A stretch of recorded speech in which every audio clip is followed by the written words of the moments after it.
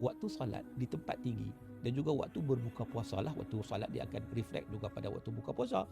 Dia ada berbeza apabila berada pada tempat yang tinggi. Jadi, tuan-tuan muslimin dan muslimat yang dirahmati Allah Subhanahu wa taala sekalian, alhamdulillah, syukur kita kepada Allah Azza wa Jalla kerana dengan limpah dan kurnia daripada Allah sekali lagi kita dapat bertemu dalam DMM dari Meja Mufti yang bersyarat dari tingkat 48 Komta Georgetown Pulau Pinang.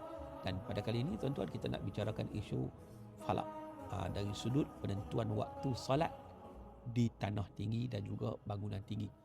Solat ke waktu buka puasa ke, ini lagilah, terutama pada bulan Ramadan ketika nak buka puasa, berbeza dari sudut bila mana kita berada pada bangunan tinggi. Contohnya berada di Komta, berada di menara 118 contohnya, duduk di Twin Tower Petronas, duduk di menara Kuala Lumpur contohnya, atau berada di Bukit Bendera contohnya. Jadi maknanya waktu salat di tempat tinggi dan juga waktu berbuka puasa lah, waktu salat dia akan reflect juga pada waktu buka puasa.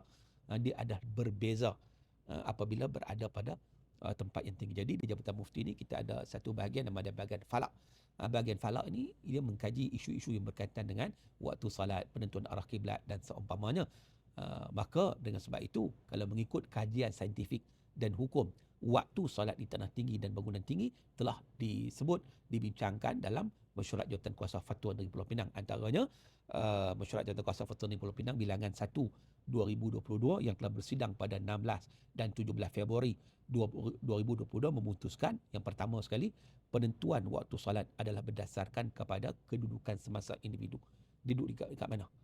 Di situ penentuan, sebab ketentuan waktu salat ini sudah ditentukan oleh Allah Subhanahu Wa Taala. Maknanya bagi seseorang itu dia wajib menunaikan salat pada waktunya.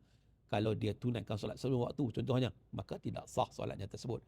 Maka dengan sebab itu, bagaimana keadaan seseorang yang berada pada tempat yang tinggi. Jadi berdasarkan kepada kedudukan semasa individu, penambahan bagi solat maghrib dan pengurangan lebih awal pada waktu syuruk.